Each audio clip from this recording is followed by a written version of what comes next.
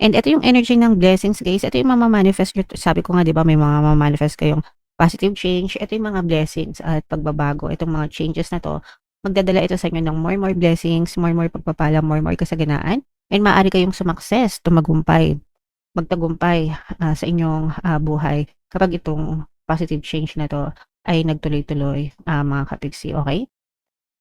So, ituloy-tuloy niyo lang 'yan, guys, yung mga, mina-manifest niyo at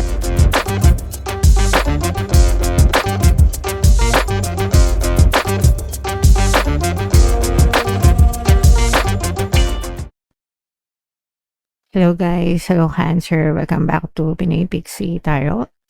Ang pamagat ng episode natin for tonight is monthly horoscope para ngayong August para sa Cancer, Sun, Moon, Rising sign and Venus. So, sa dulo ng video guys, magkakaroon tayo ng yes or no pick a card reading. Ito yung deck na gagamitin natin. Pwede kayong magtanong guys ng isang tanong answerable by yes or no. Tapos titingnan natin yung sagot ng tarot sa inyo guys. So, sa dulo ng video yan. Kaya make sure na tapusin nyo yung video hanggang sa dulo, mga kapiksi. So, unahin natin tong deck na to, Angel Messages guys. Compromise mga kapiksi. Ibig sabihin nito, matuto tayo mag-compromise, kompromiso sa ibang tao. Dapat both ways, pagdating sa relationship, sa atin at saka sa kanila. Sabihin nyo kung ano yung gusto nyo and kailangan pakinggan din natin sila kung ano yung gusto nila. Yeah. So, hindi lang sa relationship na romantic relationship, pero sa lahat ng aspeto ng buhay, sa lahat ng relasyon, mga kapiksi. Okay? Alright. So, yeah. And another message, guys, is within the next few weeks, no? So, ibig sabihin nito guys, within the next few, ito yung timeline, mga kapiksi, sa loob ng ilang linggo, after ng reading na to, no, maaaring makakita kayo ng mga movement, sa mga manifestation nyo, sa mga dinadasal nyo guys, makakita kayo ng resulta. So, pwede pang mas mapabilis or mas mapatagal, depende sa focus ng attention nyo. Syempre guys, the more na nag-focus kayo, the more na mas mapapabilis yung manifestation nyo, mga kapiksi. And another message guys is romance. Yay! So, ibig sabihin nito guys, maaaring maging maganda, harmonious yung inyong romantic relationship sa panahon na ito mga kapiksi. So, pwede kayong makinig ng ating mga relationship subliminals dito sa channel natin guys. Marami na tayong natulungan doon, mga pampabalisa, pampamis, pampamahal, ganyan. So, i-combo-combo nyo na lang, depende sa sitwasyon nyo mga kapiksi. Alright? Okay, so ito naman ay sa love. Tingnan naman natin yung mga emosyon na nakapaloob sa relationship nyo guys. So, pwedeng nararamdaman nyo, nararamdaman nila, or parehas nyo nararamdaman, mga kapiksi. So, yung first message natin guys, disgusted, no? So, ibig sabihin, pag disgusted, disgusted. Hindi gusto yung mga nangyayari sa relationship, hindi gusto yung mga nangyayari sa person, guys, no? So, parang nasusuya, nasusuka, parang gano'n, 'di ba? Pag-exage, na ano, na salita sa Pilipino. But yeah. So, another message is resentful. So, eto guys, super negative, no? Kung mapapansin nyo, ibig sabihin nito, meron ng something na hindi magandang nangyayari sa relationship. Ito yung galit guys, no? Maraming galit sa dibdib, mga kapiksi, disgusted na. Ito yung tipong nasusuka na. It's pwedeng kayo or siya or pwedeng parehas kayo na ganito na yung nararamdaman.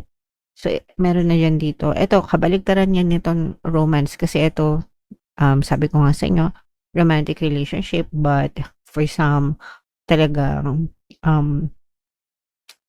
galit naman yung namamagitan sa inyo. So, take what resonates guys kasi iba-iba kayo ng energy. So kung ano lang yung maka-resonate sa inyo ha.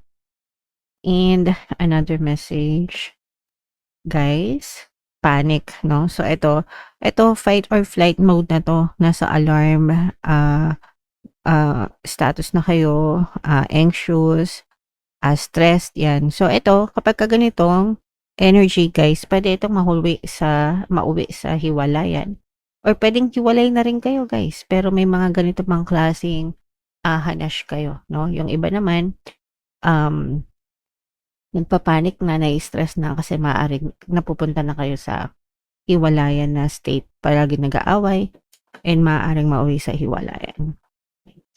So, comment down below if naka-resonate kayo diyan. Shuffle natin 'to guys, hanapin natin yung energy ng Cancer. Habang sina-shuffle ko 'to, panoorin niyo muna yung video natin regarding sa ating paano mag-manifest ng abundance video course. Kapiksi, sawa ka na ba sa mga struggles at hirap sa buhay mo? Masipag ka ba at masikap sa buhay ngunit hindi ka pa rin umaasenso? Ilang beses ka na bang nag-attempt magnegosyo at mag-invest pero palagi ka pa rin nalulugi? Sa pagkakataon na ito ay maaaring may subconscious beliefs ka na nagiging balakid sa iyong pag-unlad at pagyaman. Introducing, paano mag-manifest ng abundance video course.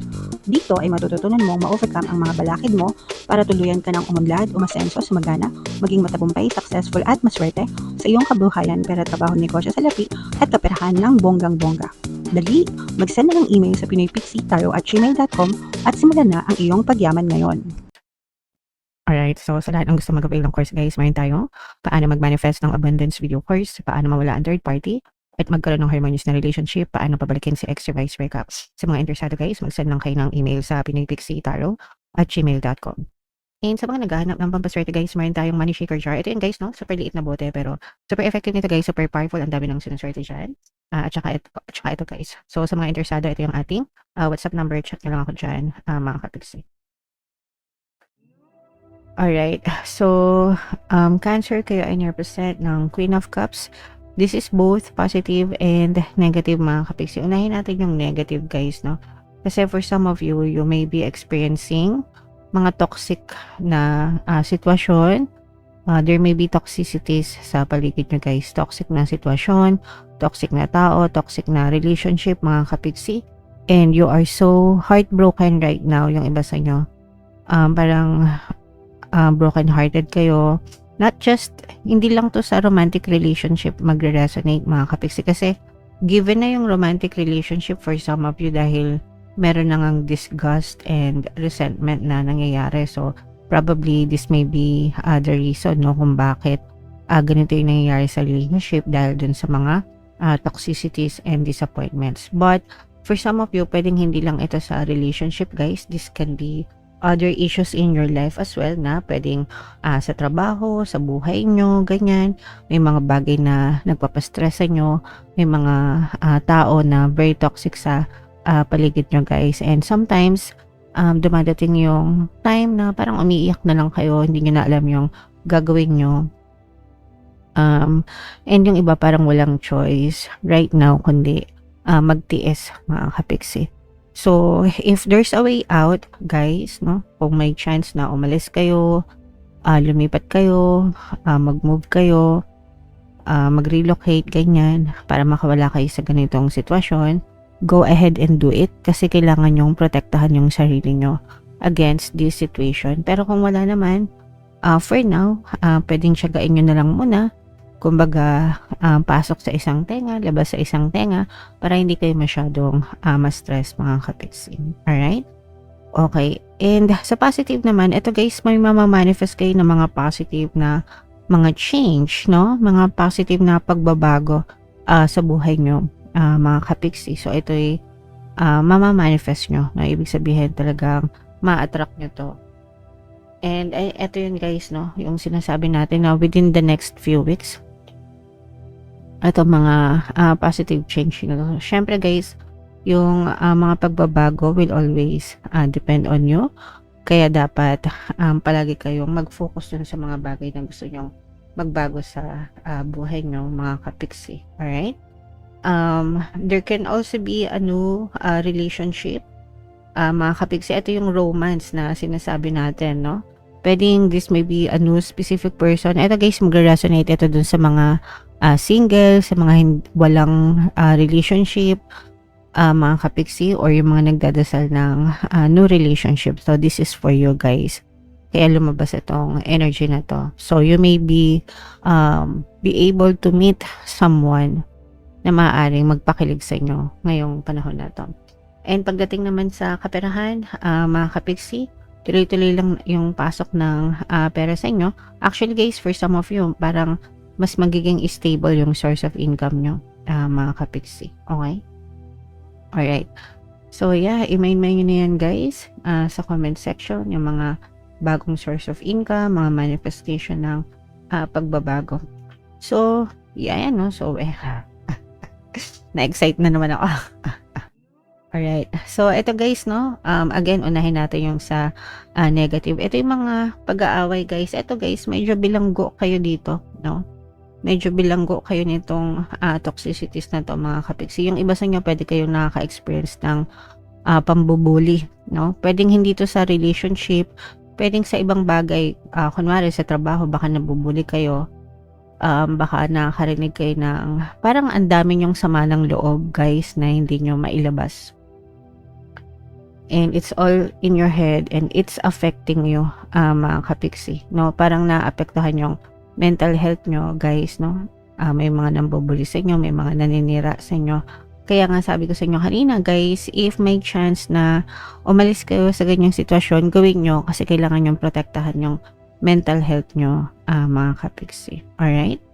And ito yung energy ng blessings, guys. Ito yung mamamanifest nyo. Sabi ko nga, di ba, may mga mamamanifest kayong positive change. Ito yung mga blessings at pagbabago. Itong mga changes na to, magdadala ito sa inyo ng more blessings, more pagpapala, more kasaganaan. And maaari kayong sumakses, tumagumpay, magtagumpay sa inyong buhay kapag itong positive change na to ay nagtuloy-tuloy, mga kapiksi, okay? So, ituloy-tuloy nyo lang yan, guys. Yung mga minamanifest nyo para talagang i-bless kayo. So, ito guys, i-claim nyo na itong mga tagumpay, itong mga blessings, mga manifestation, no? I-mind nyo na sa comment section and comment down below if naka-resonate kayo, guys. So, shuffle natin to.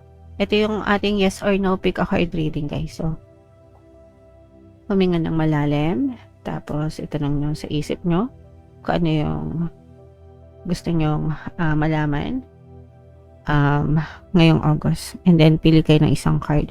Card 1, card 2, card 3. Kung card 1 ang napili nyo, ang sagot sa tanong nyo ay yes. Kung card 2 naman, ang sagot sa tanong nyo ay yes. And kung card 3, ang sagot sa tanong nyo ay yes, mga kapiksi. Alright, so comment down below if naka-resonate kayo dyan, guys, for more tarot readings. Ito yung playlist nyo.